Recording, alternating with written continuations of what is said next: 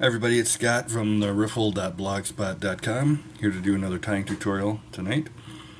Today I am going to do a rusty spinner. This is going to be a fly that imitates spent mayflies that have come back to the water after they've mated and laid their eggs and are now have died and are just laying prone on top of the water surface.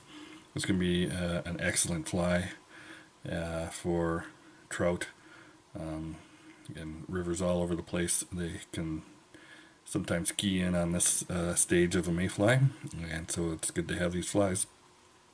I'm going to use a Tiemco size 16 in the model 101 hook. This is a standard dry fly with a straight eye. Most people like to use straight eye hooks for their spinners. It just helps them to lay more flush in the water surface, and so we'll do that.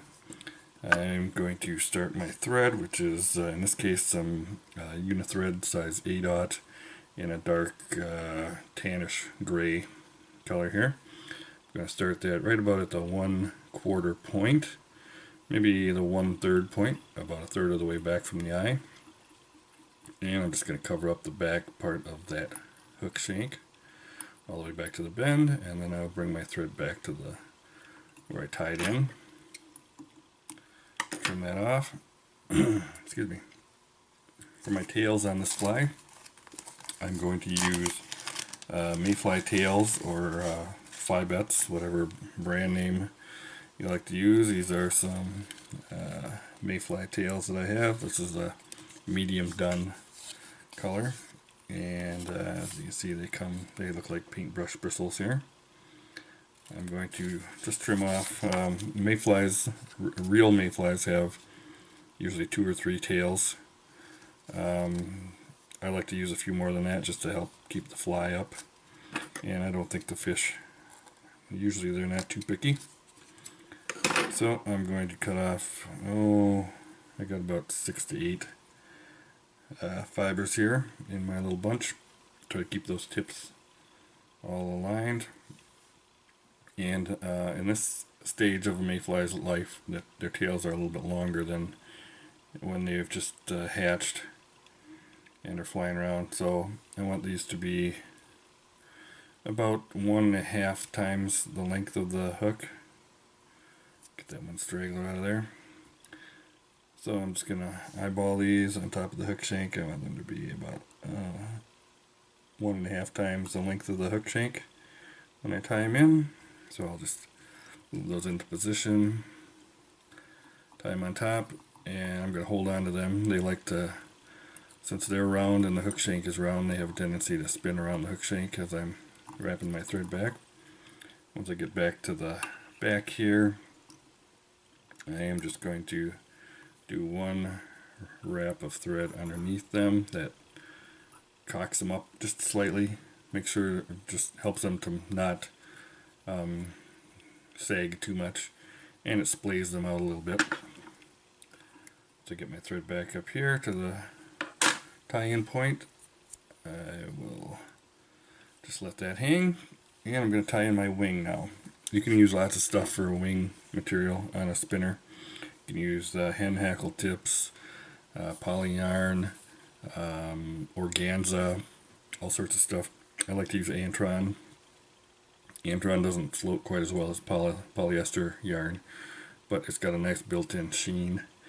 As you can see, it kind of sparkles there under the lights, and I think it looks good. So I've got, this is just some gray or dun colored Antron yarn. My thread is right at the tie-in point, right at the 1/4 point or 1/3 point there. Just going to tie this, lay this on top of the hook shank here, parallel to the hook shank, right in the middle of my piece of yarn. Go around it twice, and then I'm just going to spin that so that it's perpendicular to the hook shank, and I'm going to tie that in position by just crisscrossing and doing figure eights around the yarn and around the hook shank. Do about 5 or 6 figure eights. Get that in nice and tight, And that wing is in there just the way we like it. As you can see, it's just completely perpendicular to the hook shank at a 90-degree angle. And that is all tied in. Now, to get this kind of out of the way while I go back and put the body in, I'm just going to kind of pull this forward, twist it together a little bit. And I'm going to bring my thread back to the rear here. Now the back part of the body on this fly is going to be a goose biot. These are actually biots off of a Canada goose. You used to be able to buy these from the late Shane Stelcup. He sold them in various colors. I bought these a long time ago. They're extra long, and being that they're from a Canada goose, they have a very nice dark ridge that makes a nice color scheme. So I like to use these whenever I can. In order to get this look right, I want to tie it in. I want the, it's got a natural curve. You can see it kind of curves down as I'm holding it there. I'm going to turn that so that it's curved. When I hold it on my side of the hook, it's curved towards me. And I'm just going to tie this in by the tip right here, and I'm going to cover that up and work my way up to right behind the wing. Okay. Now, goose biots can be kind of hard to work with. So, and they're short to hold on to, so I'm going to grab it with my hackle pliers here, and I'm just going to start to go around right in front of that wing, and each wrap forward I'm just going to space it so that it's right in front of the previous wrap. And grab that a little bit better there. There we go. Once I get up to, there, I lost it, but I got it with my thread, thankfully. Just gonna get that tied in real quick. And that looks okay. Now the front part of the body, or the thorax, I'm going to fill in with some dubbing.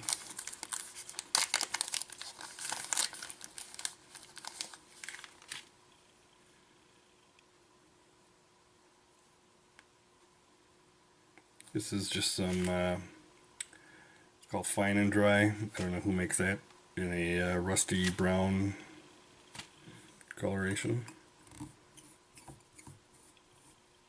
I'm going to spin this on. This is some good dry fly dubbing, so it spins nice and tight.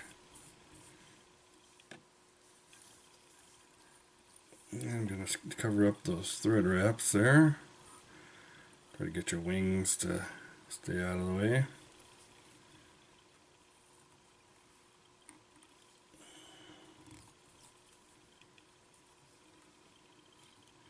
Work my way up to the wings. Then I'm going to pull those apart and straighten those out so that they're perpendicular again. And I'm just going to do a few figure 8 wraps here with the dubbing. Oops. Around the wings. And I'm going to put a little bit more dubbing on there.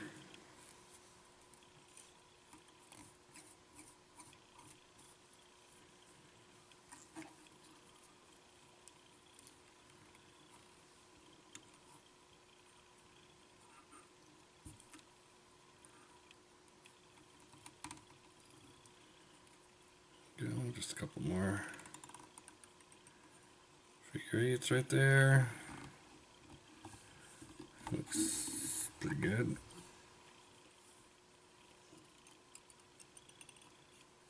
Just make a few thread wraps in front there. Take my whip finisher. I can pull the wings back out of the way as I finish off this fly. Pop that off. Trim my thread. Now the only thing left is to trim these wings to length. You can see they're pretty long right now. So I'm just going to pull these straight up together, and I want them to be about the length of the body. So when I trim them, and they can straighten out. If you get any scragglers, you can just kind of clean those up. And our finished rusty spinner is good to go. As I mentioned, this is a size 16. You can tie these in whatever mayfly size, or whatever size your mayflies are. Most mayflies have this stage of life, so you can tie them smaller, bigger, down to 20, 22s, 24s, whatever you need to match your hatch. Yeah, it looks okay. Alright, I hope you enjoyed this tutorial. I will see you next time. Thanks for watching. Bye-bye.